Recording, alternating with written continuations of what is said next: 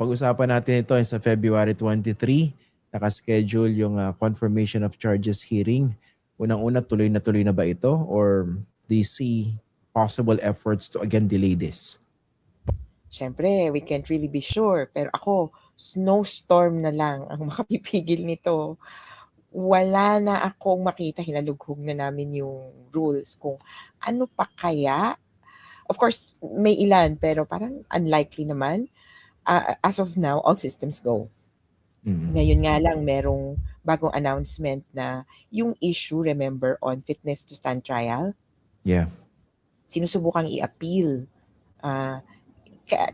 Ngayong araw yung date ng decision, ay hindi na siya pinayagan. Kaya on that end, one door has closed.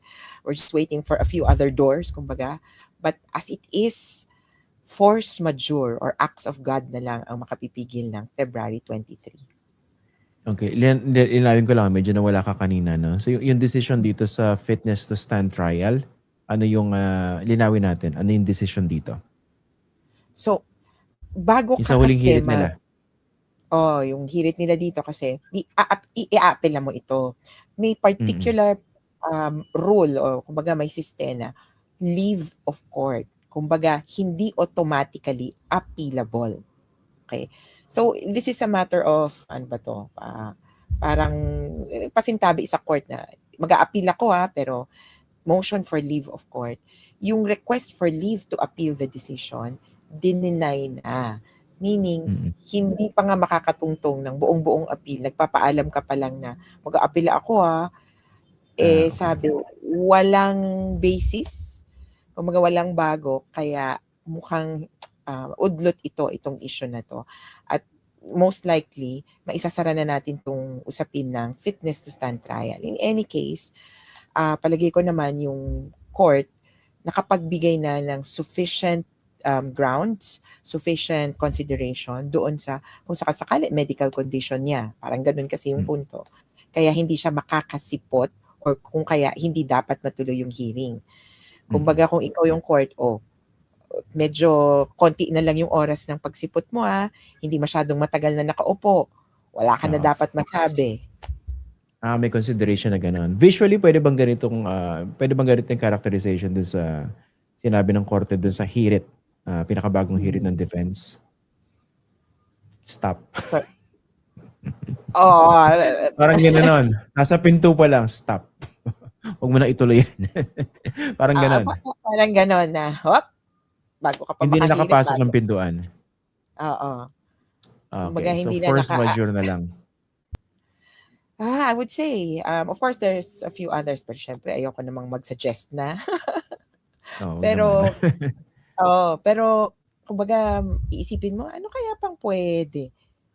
Wala na, kasi jurisdiction, kapangyarihan ng korte, kung okay ba yung akusado. So, nahit na nila yung major stumbling blocks. If ever, meron na lang dyan, kumbaga, kung bato ang nakaharang, natanggal na lahat ng bato, siguro konti na lang ng mga pebbles ang nandyan. Okay.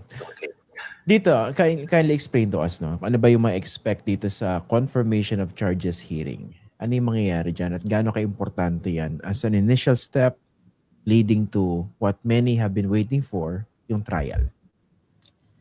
Para siyang trial na actually kumbaga para siyang hearing kasi mag-a-argue dyan yung mga parties. May 3 po tayong parties na magsasalita by turns. Prosecution, victims, tapos defense. Ang pamilya na tayo sa prosecution tsaka defense. Usually, yan naman na magkaaway. Prosecution will say, the charges that I am filing are these. Ito yung proposed ko. Count 1, 2, 3 ng crimes against humanity. The defense will say, no, hindi kami agree or ayaw namin sa count 1, pwedeng sa count 2, pwedeng sa count 3. I mean, it could be a combination of reasons na hindi dapat matuloy or hindi dapat i-confirm yung charges. The victims are there not to join in that conversation per se, but they're there to air out, send out the views and concerns of victims. How would this affect them?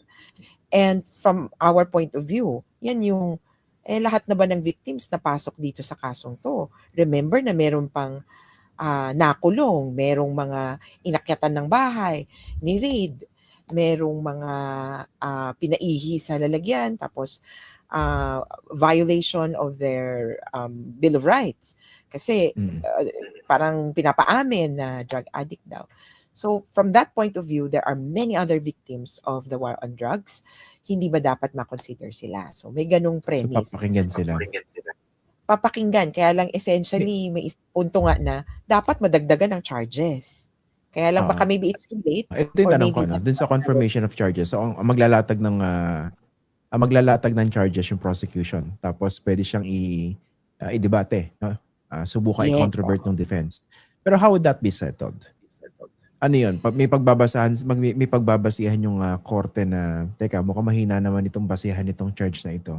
Kaya mukhang Oh, tama yung yes. defense. Scrap na. Ganon. Yes, actually there could be presentation of evidence and there should be, 'di ba? Kasi in the course of arguments, Your Honor, I'm showing to you, ganyan. So far there have been Wait, sorry. submissions. Sorry for cutting up. Sorry. Sure. Kung ganon, edi magkakaroon tayo ng glimpse kung gaano katibay yung ebidensya. Tapos kung Yeah, sino yung mga actually. personalidad, tama? Oo, actually doon pa lang sa kung maalala natin yung parang information. Sa Pilipinas tawag natin diyan information. Mm. Sa atin kasi parang 1 page lang yan, 2 pages nakalagay doon. That on or before ganitong this date, willfully, feloniously, unlawfully, ganyan. This person killed another. 1 page, 2 pages. Sa ICC, ang tinatawag na document containing the charges, ang haba. Pagbabasa pa lang nun, siguro, abutin ka talaga ng 30 minutes or mahigit. Detalyado. Detalyado, who, what, when, why, where. At meron pa nga siyang kasamang pre-confirmation brief. May background pa. Na sabi ko, ano ba to? Dami namang babasahin. And from what I understand, this is just patikim. Kumbaga, there Teka, would so be more. may reduction ba yan at that level? Yes, minimal reductions, only for names. Yung pre-confirmation brief, I have to check the DCC, pero puro Duterte naman yung yes, may ilang reductions. Pero yung pre-confirmation brief, yung very material reduction, kailangan mong ikwento. Itong ginawa ni Duterte, nandun sa parang information or DCC. Yung background, di may background pa, nasa pre-confirmation brief, sinabi na meron siyang mga kasapakat. So, ito yung ano niya, Yun, doon ako pupunta co-perpetrators. Nandun yung parang 8 named co-perpetrators. Redacted lahat yon. Hindi naman lahat. Parang this one is a police officer, blank, blank, blank, blank, blank. Appointed, blank, blank, blank, blank. So, yon yung portions which would refer to other persons, possible suspects, and witnesses have all been redacted. And when you say parang witnesses, syempre, depende kasi kung anong krimen. Sabi kasi ng prosecutor, may 49 sample akong incidents na 8%. Redacted din yung portions patungkol doon para hindi natin ma-identify kung sino yung witness, kung ano yung incident. Kasi pag kunyari sinabi, August 17, 2016 or 2017, alam ko kung saan yan. O kaya lugar, tinanggal din yun. Hunting no?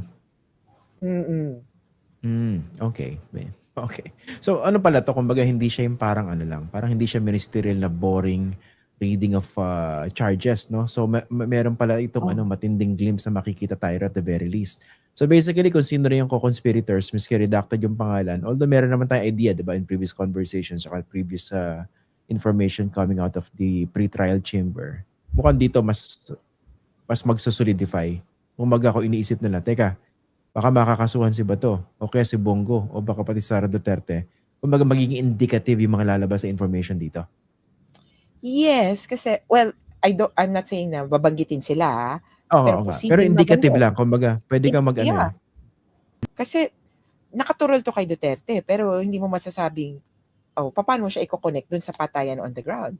I mean, I even would admit and concede he wasn't present when Gabriel Luis Bonifacio were killed September 16, 2016.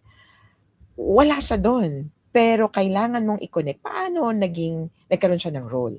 So doon mababanggit maybe some names, this police officer, paakyat yan up the chain na ano ang naging instruction, ano ang naging impetus behind the killing. Kumbaga cause and effect. Dun sa cause pupunto. Eh syempre kung yung cause dumaan sa sabihin mo kay ganito o ipagdaan mo kay ganito, mababanggit yun. Kaya malalatag to. Pero nabanggit mo kasi hindi to yung tipong boring. Unahan ko na, baka boring eh. in the sense na puro kuda.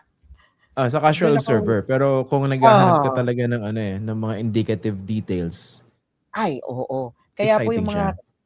yung mga parang quadcomers, yung mga nakaabang sa mga ganyang house Oo. investigation hearing, sa mga nanood ng dito sa Senate, sa corruption, ito ma-enjoy nyo. Tapos medyo mahaba yung break. Kaya ako, thankful din ako na nga no, okay na rin to kaysa sa yung, minsan kasi nakukurta na yung utak mo kapag 5 oras nang tuloy-tuloy nagsasalita. Oo. Teka Ito pala. yung break, 1 hour, 1.5 hours. Matagal din. Okay, so dito Ay, sa hindi, I'm sorry. confirmation. After 1 hour, may break, 30 minutes. Tapos after 1 hour, may break ulit.